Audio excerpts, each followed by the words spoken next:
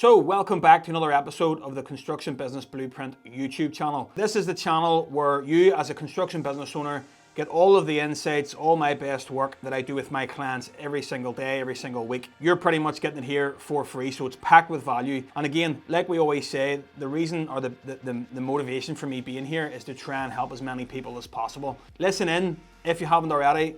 Make sure you subscribe so you get these updates every single week. So today I want to talk about something that again comes up all the time. I speak to so many different construction business owners every single week, guys new in business, guys who've been in business a long time, and then all the guys in between. But today I want to talk about something that comes up all the time, and it's making your first big hire. And when I talk about your first big hire, I'm not talking about, another guy on the tools or another helper. I'm talking about your actual first big hire in the business. There's a point in every growing construction business where the owner becomes the bottleneck, and the business can only go to the capacity of the owner. So it can only take on as much as you can actually give it, essentially, to put it in layman's terms. To put it into perspective, you've all been here, I've been there myself. You're on 3 sites, you're quoting a 4th site, the phone's going from a client on the 5th site, and another client you're dealing with from a job you finished 6 weeks ago from the 6th one. You're dealing with the orders, you're dealing with the program, you're dealing with the clients, you're dealing with ordering the materials, you're dealing with guys on site, you're doing everything, but somehow you're also supposed to be running the business. And the big misconception there is, well, that is running the business, but essentially it's not. That's just, again, being reactive, putting out fires, getting the job done, but that's not running the business. What you are essentially is just the most stressed person on site, but you're not really the owner. You're not really, taking ownership of anything, and you're not even actually able to manage or plan, think, or come up with ideas or strategize or make decisions because you just don't have the time, space, energy, whatever. So I did it for years. That's how I know. That's how I know what I'm talking about here. I was that guy for years. I thought that holding off on hiring people was a good thing. It was going to save me money. The business was really lean, and hiring people was just a pain in the ass, and I don't have time to train those guys. But the quicker I got out of my own way, the quicker the business grew, the quicker my life got so much easier. So like I said, today I want to talk about your first serious hire. Not another tradesman, not another labourer. I mean like a proper salary, a site manager, a project manager, a QS, an estimator, someone who's going to take a real chunk of the business and actually own it. So I'm going to talk about when to do it, how to think about it, what to give to them, how to delegate that to them, and what it's actually worth. Because realistically, it's the big hire that makes the big difference. This is the kind of hire that makes a big change. It's kind of the massive turning point for most business owners, and it's also the most feared one. And most leave it way too long before they do, or most never even do it at all. Any client that I take through that process, and that's obviously a much smoother process because I'm physically taking them through that process. However, when they do get through that process, nearly every step of the way or every time they come back to me and say, wow, I should have done this earlier. Like, I've never had somebody make the hire the way we do it with the proper processes in place, the proper way to do it, everything we're going to touch on in this video. We've never done that, made the hire, and someone's come back to me and go, oh no, I don't like this, I'd rather just go back to doing everything myself. Where on the flip side, people who go through it and approach it in the wrong way, which we're also going to talk about, that's always seems to be the feedback. Number one, we're going to talk about when do you actually need one? So when is the right time to take on that serious hire? So most owners, feel like they need help long before they actually take action and do something about it. So the majority of them go, yeah, I'd love help, but you don't do it. There's so much hesitation, there's so much procrastination around it. And they tell themselves all the time that it's not the right time. You're waiting for the perfect time. It's either, I'll wait until I'm in a better financial position, it's maybe too expensive, there's not enough work to justify it, I'll wait until things settle down, but those times never come. And think about yourself in your own shoes here. You've been there a million times, you've probably said those words a million times yourself. But here's the truth, like I said, things will never settle down, not on their own anyway. So you are the stability. If you're the one holding everything together, the business can't grow past what you can personally handle. Again, that's not a business. That's just a job with extra stress. So what are the signs that you're actually ready? So apart from the obvious that you're absolutely chasing your tail, let's talk about actual things that are going on potentially in your business where you think, definitely need to draw the line in the sand here, definitely need to think about taking somebody on board. It's when you've got multiple projects running at any one time and you don't really have any control over them all properly because you're either stuck on the tools or you just can't get to that many places at once and you'd need to split yourself in two. You maybe have jobs slipping on program because nobody is really in charge day to day and nobody's keeping an eye on that. Maybe there isn't even a program at all. You're missing opportunities to quote because you're too busy running sites. Maybe you can't even get sitting down to put a quote together. Maybe you can't even get it out to the job to actually look at a project because you're just too busy, and there's opportunities sitting on the table. The phone's ringing, the leads are there. There's opportunity if you want it, but you just can't get at it. Another one is if your revenue is consistently above a certain point. So say, for example, your turnover is above maybe 200-300K, you're still on your own, even upwards into 500,000. You're definitely in that position where you could take a substantial salary on board and it would pay for itself. And we're going to talk about how it pays for itself here very shortly. So number two, we need to talk about which role you actually need filled. So how do I know who to hire? This is where owners get confused. Most guys know they need help, but they don't know what kind or where. They just know that something isn't right and they need help. So the quick way to think about it is, where are you spending the most time that someone else could be doing? If it's on site running the day-to-day, if it's coordinating the subcontractors, managing materials, client walkarounds, doing site reports, you need a site manager or a project manager. If it's in the office and you're pricing, doing takeoffs, tender submissions, reviewing quotes, then you need an estimator or a QS. Even if in the lower tier, we're talking about a big salary here. If it's maybe admin and it's all admin right now and it's something that you could literally get off your plate, then it's that. If it is just sending out quotations, chasing up payments, doing invoices, that's a simple admin job. You don't need a QS or anybody with a big salary like that to be managing admin roles. That's not really something that you take on a big salary for. If it's both, if you're kind of going, it's everything, it's all of those things, start with whichever is costing you the most money right now. So what's the lower value stuff, or what's the higher value stuff that somebody else could even do better? Somebody else could actually come in and take control of and do a better job than what you are. Usually maybe that's the site side, because an unmanaged site usually costs you the most money. It's usually where the biggest leak is. It leaks margin every single day, and unpriced variations, doing extras without, pricing them. Guys just taking on variations and extras being requested by the client, maybe not submitting invoices on time, maybe it's missing the scope or spec when you're pricing jobs, whatever it may be. Another thing is, don't try to hire one person to do everything, okay? Define the role tightly. You need to be able to explain exactly what this role entails. What does a good week look like for this person? What decisions do they need to be making without calling you?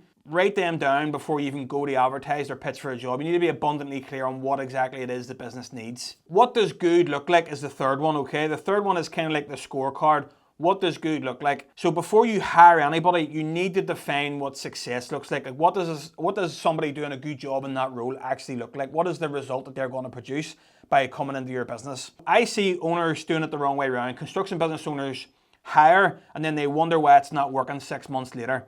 It's because they never told the person what they were actually measured on. Never put KPIs in place, never put expectations, maybe didn't even define the role clearly, or more than often than enough, there was never any system, process, or anything for someone to come into the business and follow. So all you've essentially done is taken all of your shit and dumped it on somebody else's desk, something that you couldn't manage, and you're expecting somebody else to come into your business and manage for you without really any sort of guidance or help or plan in place. So let's talk about what good looks like for a site manager or a PM. Program is being managed and updated weekly.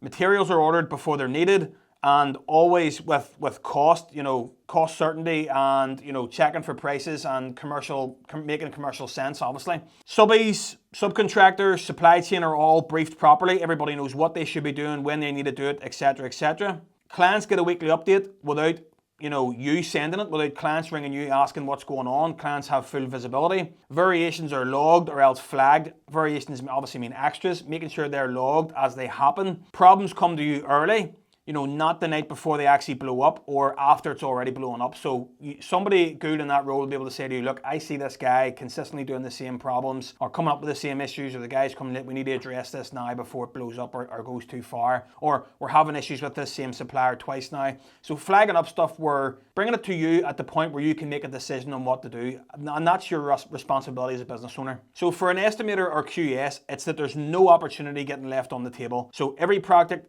is coming in, you're being informed about the project, whether it's something your business wants to actually take on or not. Margins are clear, jobs are being priced clear with margin built in.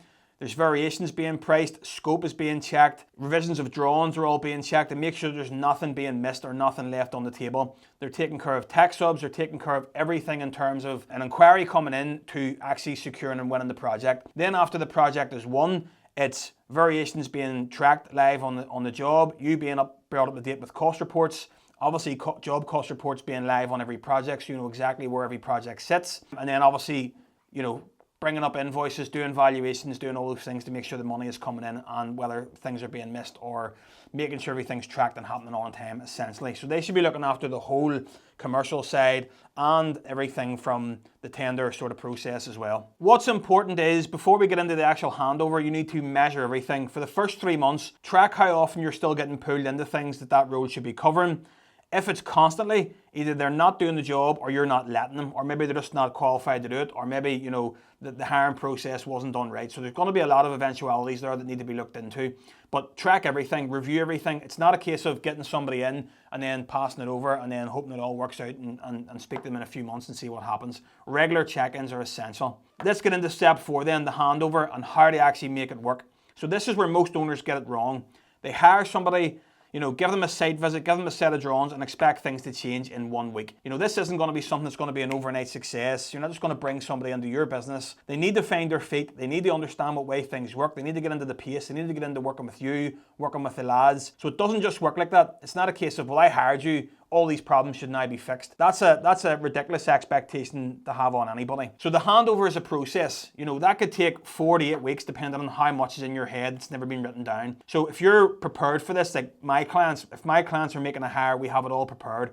Somebody's coming into the business, the role is clear, you know, their expectation is clear, what the standards are all abundantly clear. That needs to be done before somebody comes on board, so the preparation is key. Weeks 1 and 2, they kind of shadow you, they're following you around, every site meeting, every client call, every supplier. They're learning your pace, they're learning how the business works, they're learning how things operate. It's not a case of this person's in from day 1 and you're just handing it over. There will be some sort of a handover process. Weeks 3 and 4, they'll start picking the pace up themselves, they'll start doing them things themselves, they'll run the meetings, they'll send the updates, and you're just keeping an eye on them and correcting them as they go. Weeks 5 onwards, essentially, this is just a rough guide. They're kind of in charge, you're available, they're coming to you to check in on maybe answering certain questions, but they're kind of taking charge and they're taking the role. And they should be coming to you with actually suggestions on things to fix and things to change. So number 5 then, the return on investment. That's obviously a big one. What's it actually worth? You know, can I afford to take this guy on board? That's obvious. If you're looking at your sort of revenue and stuff, you should be able to see whether the business can actually float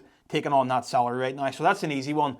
What is the revenue every month the business is generating? What's the profit left over? Can you actually afford to pay that salary? But let's talk about something that isn't probably visible to you right now and what you need to know when you actually take somebody on board. If your business can cover that cost right now, that's great. But when you actually bring somebody into the business, it should be generating an ROI. So it shouldn't just be that they're coming in to lighten the load and the revenue doesn't change and yes, you're able to cover it. Your business should be generating a return.